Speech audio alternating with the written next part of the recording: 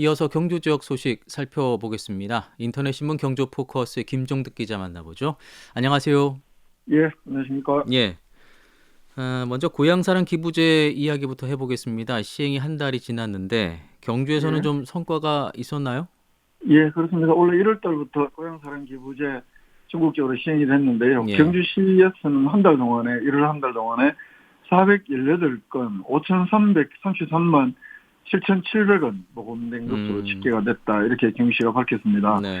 경상북도 내의 포항시를 비롯한 13개 시군에서 거주자가 기부하신 게 90건, 21.5% 건수로 보면요. 네. 전라북도 익산시에서 경주시하고 자매도시입니다. 여기에서 아, 82건, 예. 19.5%, 서울특별시 종로구 등 서울시에서 76건, 8.2%, 울산광역시에서 5개 울산광역시 시군구에서 37건, 8.9%, 그리고 부산광역시 31건, 7.4%, 대구광역시 31건, 7.4%, 대건수로 이렇게 접수가 됐다고 합니다.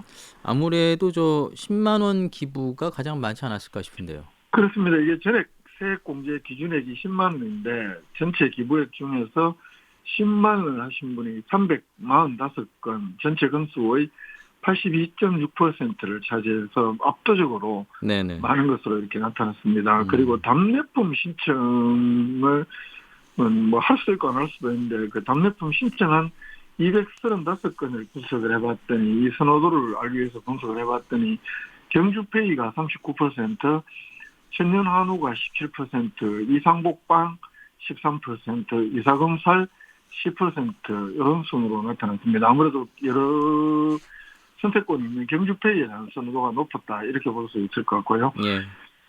연간 기부 한도액이 500만 원인데 500만 원 한도를 기부한 사람은 1월 한 달 동안에는 3명인 것으로 나타났습니다. 음.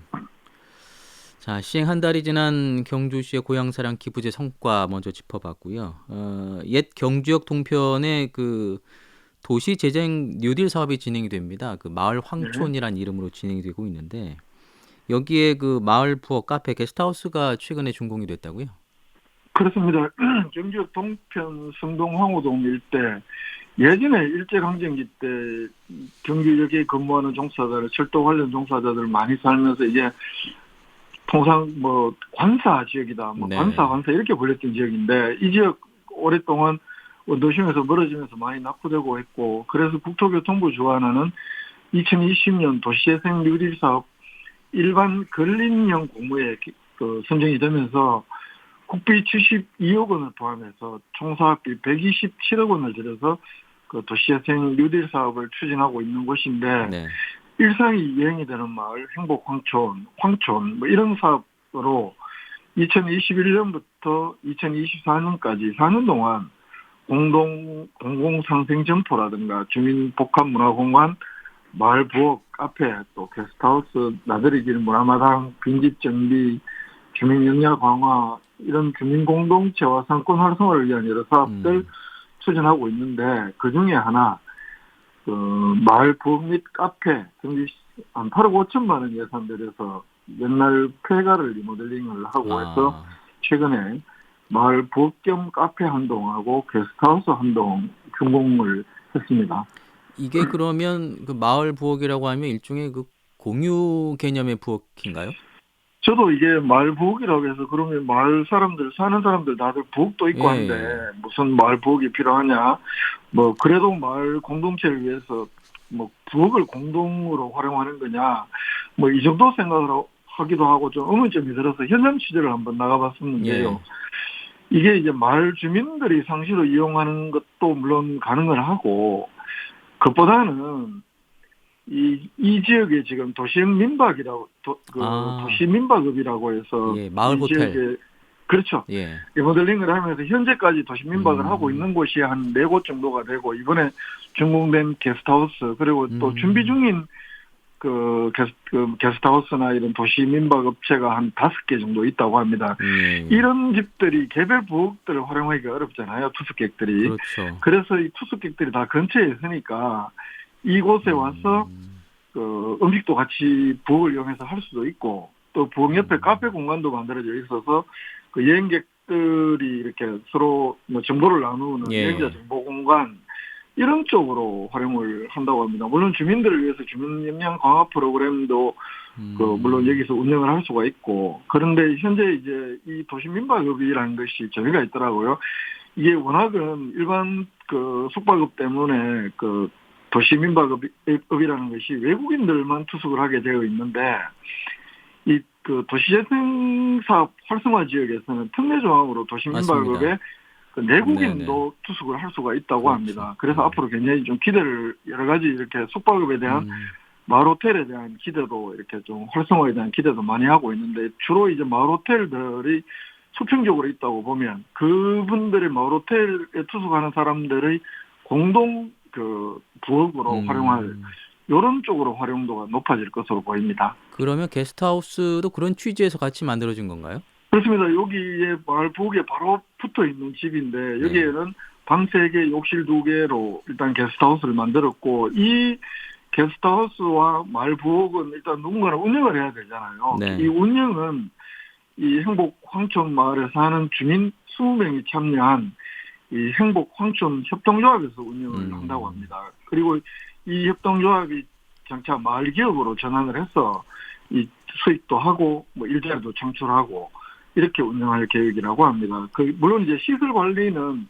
당분간은 경주시가 담당을 하는데요. 경주시에서는 이 사업을 통해서 그 주민 일자리 창출이라든가 또 게스트하우스 운영을 통한 관광객들 체류 그리고 이 행복 황촌 마을의 그 살아보기를 원하는 그 도시민들을 위한 그런 또 체험 공간 이런 등등으로 활용할 계획이라고 해서 이런 좀 이 도시재생 사업에서 물론 이제 타 지역에 뭐 호텔도 있고는 합니다만 경주 지역에서는 새롭게 시도되고 있는 것이어서 이 황리단길 쪽에 몰리고 있는 특히 젊은 연령들의 관광객들이 앞으로 얼만큼 이쪽으로 유입시킬 수 있을지는 좀 지켜볼 일입니다만 어쨌든 굉장히 좀 의욕을 갖고 준비 중이다 이런 걸 느낄 수가 있었습니다. 여기 뭐 마을 기재단이 소식지도 만드는 걸 보면 상당히 좀 사업이 아기자기하게 잘 진행되는 것 같아요.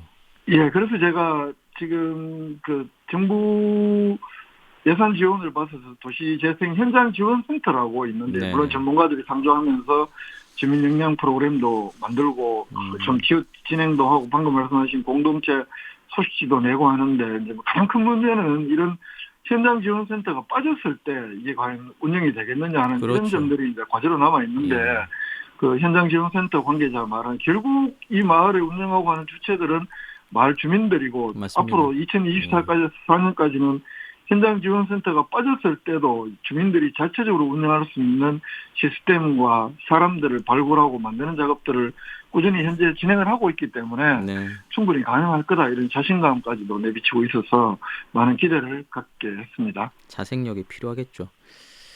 자, 그리고 경주시가 지역경제 활성화를 위해서 지역업체들의 수의계약 참여 범위를 대폭 확대한다는 소식이 있네요. 그렇습니다. 이 지역경제 활성화 차원에서 그 공사 용역 물품 수의계약 시에 지역업체 수주율을 좀 높여보겠다. 특히 그래서 경주시는 먼저 경주시 지역업체가 입찰로 참가하는 2인 이상 수의계약에 가는 금액을 그 2배 이상 상향 조정을 했습니다. 구체적으로 어느 정도나 올린 걸까요?